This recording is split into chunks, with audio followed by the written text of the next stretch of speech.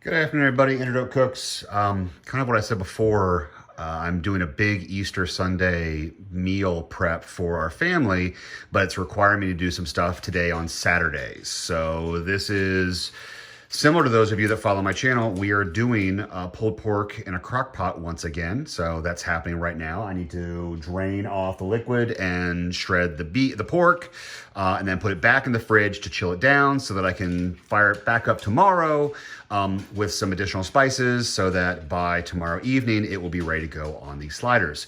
I'm also making something else. That's right. We're going to rotisserie a duck. So that's going to happen too. So last time I rotisserie a duck, I didn't really videotape it because in the comments, or I'm sorry, in my description, I said, for those people that don't have one of these, there's no point in me showing you how I do it because it doesn't matter. But I'm going to actually show what I do with the duck in the rotisserie tomorrow when I actually bust it out. So if you don't have a rotisserie in your home, and I'm sure you don't, unless like me back in the early 2000s, you were enamored with the concept and idea of rotisserie in your own meat at home, and you too went out and bought a rotisserie, and it happened to last for nearly 20 years. I'm going to show that. And we're gonna finish up the pulled pork, he has risen. See ya.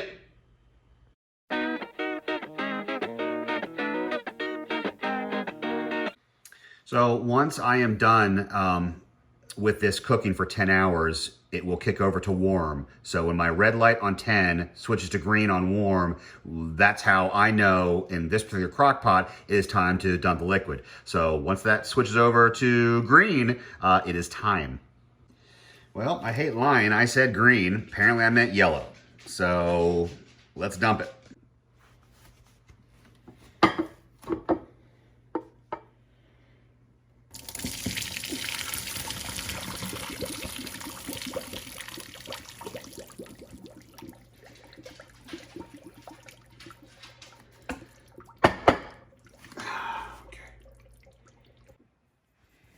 So everybody's got a favorite utensil that they use. Oh, and this is obviously post liquid dump. Everyone has a set of utensils that they use that they prefer to use when they shred their pork. I have a big spoon and a bigger spoon. So this one's actually somewhat bigger. I also have my nice stabbing fork and my tongs. So I'm going to start with my forks. Ooh, there's my bone. Yeah, let's get the bone out of the way. So I'm just scraping. Oh, there's another bone. Okay, so let's grab those guys. Let's get them out of the way. So, bone.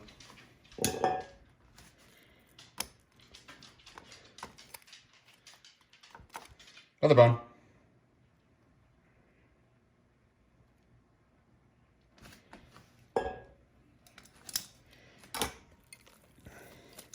And, oh my goodness, this smells amazing. So, and then what I'll do is I will then spend the next 15 minutes shredding the pork. And then once it is nice and shredded and it is cooled down, I will then take it and put it in the fridge in the garage. And then tomorrow morning, I will come back out and we will bust it back out and we will fluff it, introduce a bit more air into it, see if there's any more shredding that I want to do. Sorry for the scraping. And then add a few more spices, add a bit more vinegar back into this, a little more apple juice, just not as much as we did this time. I won't be adding any more garlic back in because the garlic that I used for this has definitely infused since I can smell it. It smells absolutely wonderful. But this is 10 hours with additional liquid introduced into pork shoulder, pork butt. This one in particular was pork butt. Nearly all the fat has been cooked off and rendered, which is wonderful. So here we are. Okay. I will finish this up, get in the fridge, and then I'll see you guys tomorrow.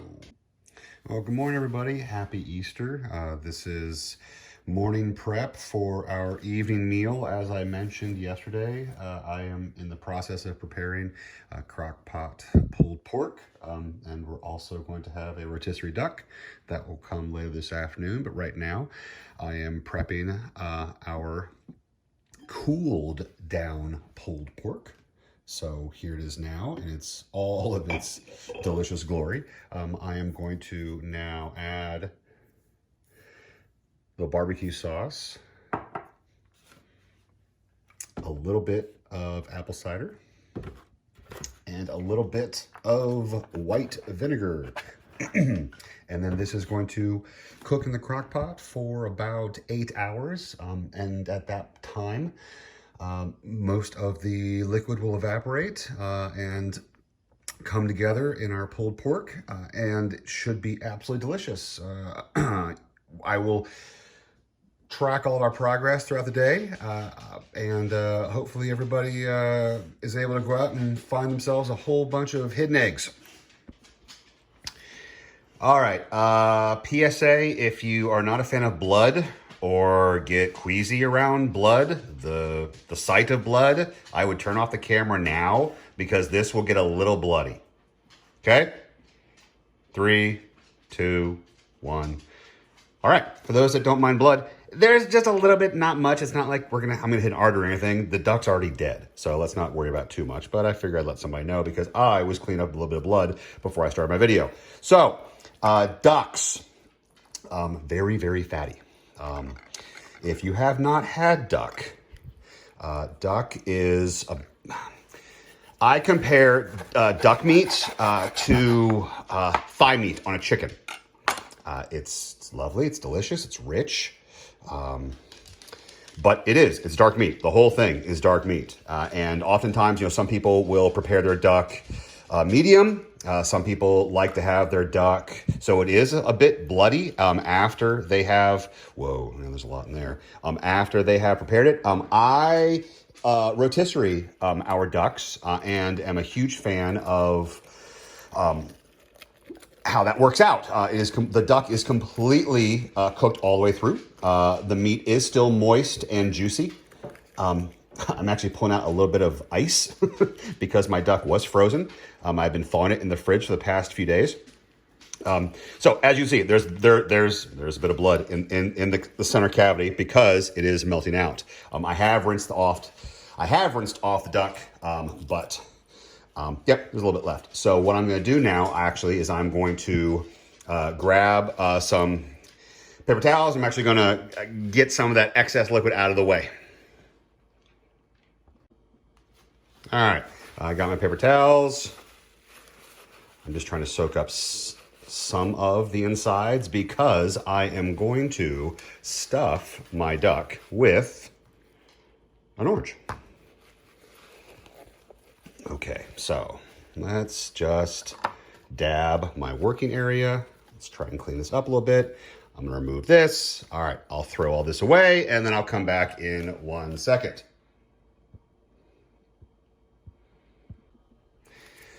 Okay, let's prepare our orange.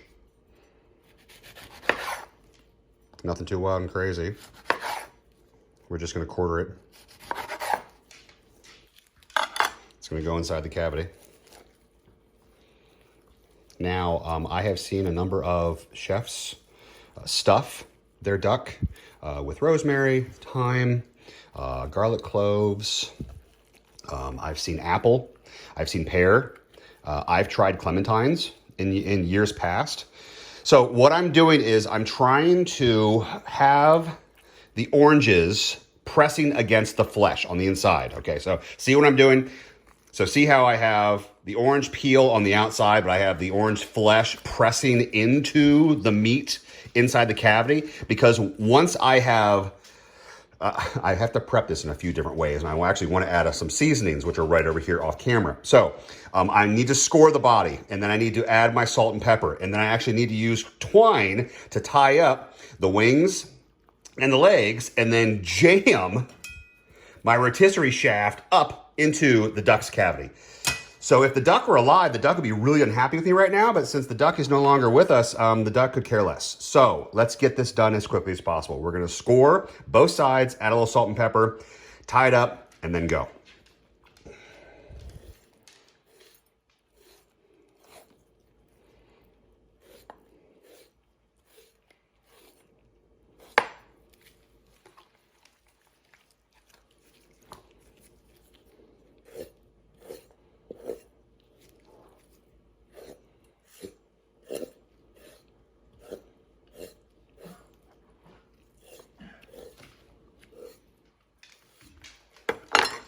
Okay, scored. Okay, now, well, my hands are gross, so I'm gonna go and grab a paper towel real quick. Because I want to not get duck juice all over my pepper and my salt.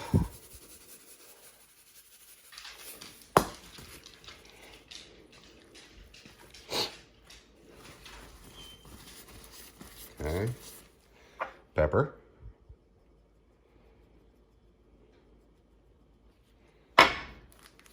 Salt. That's it. Nothing wild and crazy. In past videos, I've talked about all the different kinds of spice rubs that I do and this, that, and the other, and how I've got a fetish for paprika and all these things. Yes.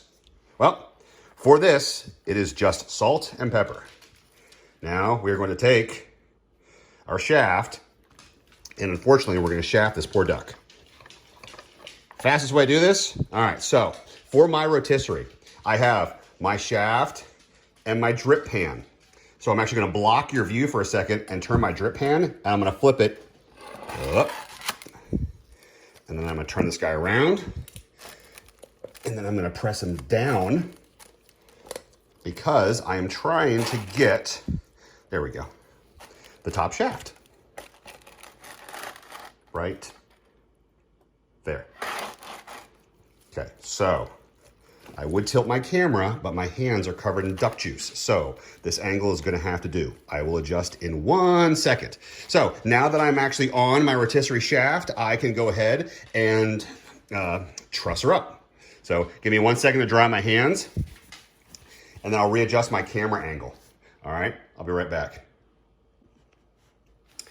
Okay, off camera, I cut my strings to length, which I always over cut, meaning I make them too long. So once I tie this in place, I will trim off the excess string. Okay, come on. Like that. Those are the wings, these are the legs. What we're doing here is we are ensuring that as this rotates around in the rotisserie, the legs and or wings do not jut out and cause any issues with the heating elements or catch the heating elements and cause a disturbance with the unified heating approach with all the different elements. So there, done. Okay. And that's that. So we're all ready to take our duck, our seasoned duck, and put it inside the rotisserie. It will cook for about 2 hours, and I will have guests coming in that time. So what will happen is this is gonna go in our rotisserie. The pulled pork is nearly ready, but when it's all said and done with people in the background murmuring, I will do my best to do a quick fly over both the pulled pork and the duck to show you where we ended up. So, I'll see you on a few. So for those that have not seen an upright rotisserie work, this is what an upright rotisserie looks like. It rotates around in a circle. It's just rotisserie. So what happens is I have elements, heat elements, on the back side with a reflector. So as the duck rotates around on the back side, it is getting cooked. Currently at 325 degrees. After an hour and 10 minutes, I'll switch it up to, I think, 425, and then another half an hour to really crisp it up. So right now, it is just cooking. So, like I said, I will show you the final results once it is all said and done.